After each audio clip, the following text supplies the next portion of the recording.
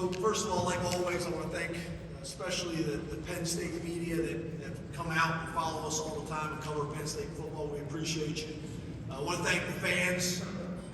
It's a long season, and our fans, the support that we get and how they travel is phenomenal. It's obviously also good being on the West Coast and maybe some of our fans that don't normally get a chance to see us live, so that's special.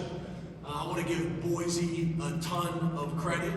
I think it's a really, really good football team. They've been winning there for a long time. Coach Daniels has done a phenomenal job. And obviously, could go on and on about their players. We talked a lot. These guys were sick of me talking about their running back, Ashton Ginty. A ton of respect for him and what he's done in his entire career is special. But at the end of the day, we played a complete game. Offense, defense, and special teams. Complementary football. Did some special things tonight. So I'm just proud of our guys. We talked at the beginning of the season about our guys having these type of moments and these type of experiences and these type of opportunities. So love the fact that these guys were able to find a win against a really good opponent here, and these two guys obviously leading the way. Just a couple of things I'll say, and then I'll open up the questions. But 13 wins, first time in program history. Katron Allen and Nick Singleton both surpassing 1,000 yards in the same season. First time we've ever had 2,000-yard rushers in the same season since joining the Big Ten. And then 34 wins over the last 3 years. We're very, very proud of that. Consistency is hard to do, and our guys have done a great job at it. The maturity that they have shown has been impressive. So 8-0 in Fiesta Bowls. Penn State loves the Fiesta Bowl. We'll come every year. So appreciate it, and open up the questions. We'll start here, front row center. Coach, you mentioned your running backs. Can you just explain how they were able to do what they did today, and what do you think of their overall effort? Well, a couple of things. I mean, right, everybody wants to talk about the running backs, but one of the things we talk about all the time is the game of football starts up front. Always has, always will. I thought our D-line was disruptive today and was a major factor in the game. I thought our O-line was able to control the line of scrimmage. And we talk about O-line, tight ends, obviously the running backs. That's Katron. Katron breaks tackles. He runs people over. He is a physical back. And then Nick, obviously, if you give him a crease, he's got a chance to go 80 at any minute. So they're a really good complementary backs. They've been playing together for a long time. And when we're able to get the outside zone going like we were able to do today, it kind of opens everything else up and gets people running sideline to sideline, which creates creases. But I'm happy. Nick was trying to, was grinding it out. Wasn't having as much success, then all of a sudden, he was able to break the big one, which was huge. So you love to see that happen. And then, like I said, Katron's just a workhorse. So it starts up front with the O-line. They don't get enough credit, but it's great to see those two backs have success. Right here on the end, front row. Hi, James. How would you describe your approach to dealing with their running back, and what do you think you did that worked to sort of corral him? I mean, he got 100 yards, but sort of corral him. Well, I think we did corral him. Yeah, not sort of. Yeah, I think we did corral him. I mean, they got some yards there at the end, and I think defensively, I think our team was sick of me talking about him. And I think we got the point across about the respect that we have for that young man and the type of running back he is. And even today, I think our defense would say they have a ton of respect for him and how many tackles he was able to break and how strong he is and the contact balance. He's an impressive guy, but we're pretty good on defense. I thought our D-line did a really good job of being disruptive and getting in the backfield. And then I thought we did a really good job ganging tackling. There was a few times where we didn't wrap like we should have, but for the most part, our defense played lights out. And it was numbers in the box. Obviously, being able to play man coverage also helps with that because you're able to drop a safety down there and get an extra man to add numbers. But really good back. We made them earn it today. And think the other thing that our guys had heard about is, the records that he had a chance of breaking today too. So, it was a highly motivated group. Stay here in the front row. James, Tyler, congratulations on getting to the semifinal round. Thank you. James, I know I'm going to ask you this question. I know how you might answer it, but I also have a question for all you guys. James, is there anything you can shed any light on regarding Abdul Carter?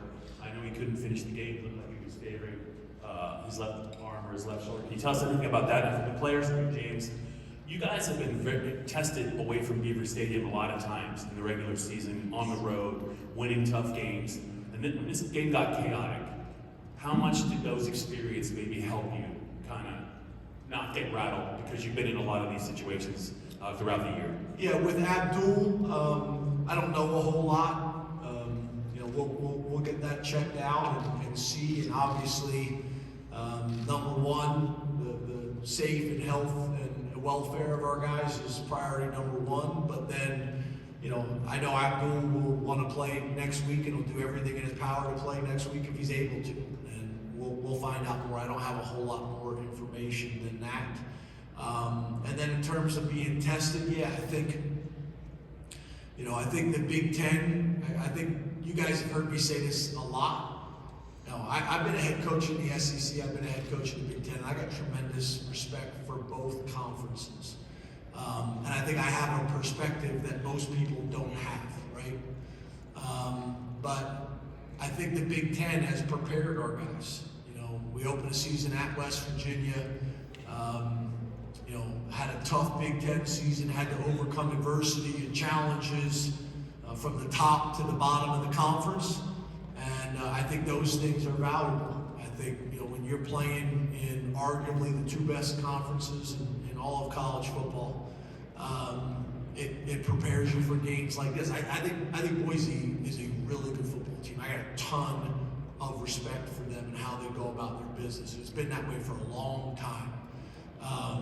So I think these guys will tell you we were not taking them lightly. I know they got off the plane with those shirts, count us out. We were not counting those guys out. They had our attention. I think that showed up today. But I think we talk about the maturity of our football team. I think that shows up. When things don't go well, our guys, they don't panic. The coaches don't panic. We learn from it, and then we get on to the next play. And when you're playing really good teams at this point in the season, they're going to make plays. They're going to do some good things. And you just gotta weather the storm and battle back. Fourth row on the right. James, following up on what you just said about the Big Ten, don't know if you're watching the Bowls earlier today, but they had a good Big Ten had a good day. Now you guys in either Ohio State or Oregon will be in the semis. How important is it for the conference when your teams have postseason success like this, in terms of everybody's kind of perception, reputation of the Big Ten? Yeah, obviously we want to represent the Big Ten, and that's important to us. But ultimately, I'm worried about Penn State. I'm worried about Tyler Warren and Zakee and Penn State, the guys in that locker room. I want them to have an unbelievable college experience, and I want them to go on and have a chance to reach their dreams. That's my focus. I got respect for being coaching the SEC because I've been there. Take a lot of pride in representing the Big Ten. But ultimately, I'm worried about these guys, the guys in that locker room, our fans, the lettermen, Pat Kraft, my boss, Neely Bendapudi, my boss, David Klepinger, my boss. He's the chair of the board. And then sometimes it feels like, all the media and people on blogs, I feel like I work for them sometimes too. But I don't spend a whole lot of time on that. I'm focused on our guys. Go to the second to the last row on the left. Hey, Coach. Congrats on the win and Happy New Year, by the way. I just wanted to reach out and ask you about some of the throws that Drew Allard made today. I feel like they were NFL throws. Some of these balls were going really high in the air, coming down right into the receiver's breadbasket. Talk about his confidence level playing games like this, letting it rip. And I feel like I've seen a different kid we saw in the last couple of years. It seems like his confidence is really taking the next step. Yeah, they get better, right? Last year was the first year starting and won a bunch of games. And did some really good things. His touchdown to interception ratio is phenomenal. Obviously, when this guy gets turnovers and puts the ball back in the offense's hand, and this guy, more times than not, you can just chuck it up to him and he's going to come down with it. But Drew makes big time throws. He's a big bodied kid. He's able to make plays with his feet, which I think has been a huge part of his development and our offense's growth. But you know, Drew's had a phenomenal college career, and I think it's only going to get better. And we're going to need that. But yeah, makes big time throws. Obviously, we started out the game on fire, and then we made things more difficult than it needed to be with penalties and things like that. There's a ton of penalties in this game, really for both teams.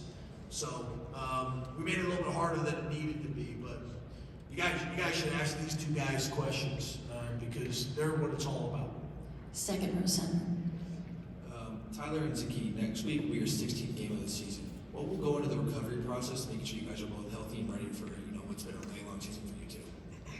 I'd say, obviously we've had processes all through the season, so kind of going off those, we do have more time, being out of school and not having the extra stuff to worry about. So really it's just taking that extra time and instead of going home, maybe spending 30 more minutes doing something to make your body feel better. But I mean, everybody's at this point and everybody's going to be hurting, so it's not really an excuse or something you can lean on and say it's an issue, so you just got to handle it and make sure it's not an issue in the game. Pretty much what Tyler said, but I just say just using resources we have in the facility, but keep homing on your routine and just stretching and doing what you have to do. We go to the very back here on the left. Coach, could you just share your early thoughts about getting to face Georgia or Notre Dame, just what you think about both of those programs? Yeah, I appreciate the question. I love your accent. But honestly, I want to enjoy this Boise win and this Fiesta Bowl win for a couple hours. Have we decided where we're going tonight for New Year's Eve? We decided yet? We'll talk about it after this. Okay. But we're gonna enjoy the new year. We're gonna enjoy this win for a couple hours. And then obviously, we'll start to get a little bit of a head start on these teams, but obviously two great programs, won a bunch of games, history, tradition, talent, coaching. At this point in the season, you're going to play really good people, and we're excited about that opportunity. But tonight, we want to enjoy this for a couple hours because there'll be plenty of time and hours to get focused on those next opponents. Yes, sir. Yep. Zakee, ever since you got to Penn State, you've kind of been viewed as a playmaker, whether it's in practice, you're kind of always around the ball. Showed up again tonight with a couple of turnovers. Could you just talk about maybe how you kind of always, does the ball find you or do you find the ball? Yes. For one. Yes. How did you talk about your turnovers tonight that you were able to create? I know Kobe really helped you out, I think, on the fumble. And what did you think was the key for the defense? You guys have made the running back work for his yards. He needed, I think, over 30 carries to get over the 100-yard mark, and he just wasn't really as impactful as he'd been in just about every other game this season. First I just start off with shouting out Kobe King, who forced the fumble to allow me to get that, and then also Jay Reed. On that same play, I caught the pick. I think it was like 3rd and 20. He pretty much told me to go to the post, let me take the down tight end, go ahead and roam and do what you do. And that same very play that happened. So that just shows you how teamwork and trusting each other, how things can play out. And in terms of the record of 130 yards, that was a big motivation. We knew who was going against today. We knew that we needed all 11 heads to the ball every single play, because any play could break one, and we did that the whole game, and we had to do it. The guy's a turnover machine, and when you're able to recruit guys out of high school that come from great high school programs, Kyle Schmidt, who played for me at the University of Maryland, has done a phenomenal job. He's one of the best high school coaches in America at Spalding High School. Zakee played wide receiver as well as defensive back. Probably could play wide receiver at Penn State. And when you get guys like that have got so many different skills, speed, range, athleticism, confidence. He started out at corner. I think that helps him. He's very confident in covering people. He's very confident in attacking the ball. He's just a talented guy, and he's gotten significantly better every single year. every single. I don't think he's talked about enough on a national scale. This guy, everybody's talking about, and deservedly so. But we need to get more people talking about this gentleman right here. You go toward the back on the right. Hey James, how's it going? Good. How are you? I'm good. Good to see you. There are a lot of ways to motivate. How's mom's relish? It's good. It's tasty. It's going to confuse a lot of people. Yes. There are a lot of ways to motivate. A lot of ways to message. You have to pick one. And years ago, you picked 1-0. Why is that? And what do you do right to get 13 of those? Yeah, so, obviously I wouldn't say it's overly unique, but I'm a big believer in being present. I think, one of the things I just got on the guys in the locker room, a bunch of guys are on their phones, and I get that that's this generation now. Twitter, Instagram, whatever it may be. I get it, but what I do know is PJ Mustapher, Jesse Laquetta, and all the guys that were on the sideline kind of supporting our guys. They would die to be back in our locker room. And I just think being present is such an important quality for all of us, right? And kind of that's what 1-0 is all about, right? Whether it's the game, whether it is the exam or the class, and even for myself, like sitting with my wife and kids and my phone's going off, pushing the phone away and being present. Like, I know I gotta be better about that. Like, it's just an important trait and quality that I think you have to have, and I think it can be a differentiator in today's society and specifically in college football. The fans all look at our schedule and they want to talk about certain games, and we understand the importance of certain games. I get it. There's also a big part of consistency in college football. There's teams that get a big win against a certain opponent and then they lose to somebody the next week they shouldn't do, and for the most part, we haven't done that. And I think our guys have embraced it. We have reinforced it over and over and over again. And as you know, I'm a big believer in routine, and I'm a big believer in consistency in message. And I think for a lot of our guys, it's helpful when things are going crazy, they're being pulled 1,000 different directions, and you can take a deep breath and focus on, whether it's 1-0 or our core values, those types of things I think are important. We have time for one more question for our players. Go here to the second row in the center. Who is it? Tyler, out of the half, you guys came out a little bit slow, but when Drew threw that touchdown, how much did that build on your confidence for really the rest of the game? Yeah, I think part of the problem when we first came out was just the self-inflicting penalties. We had some two big holding calls and 2 big runs that kind of started us in a bad position. But I think that drive, just getting it going again and then getting 6 points is really important, and not ending in a field goal. But really having the running backs going like that all day was awesome for us as an offense. And I was really happy that we broke off that long one with Nick. I know after kind of grounding and pounding for a little bit, to see that was kind of just awesome to see, and that was kind of my happiest moment from the game was probably when he broke that off and just looking over at the sideline and seeing everybody celebrate. Okay, that will conclude the press conference for our players. Do we have any more questions for Coach Franklin? All right, we'll stay here in front row. James, just the running game. You've been able to. These guys stay? They can. They're.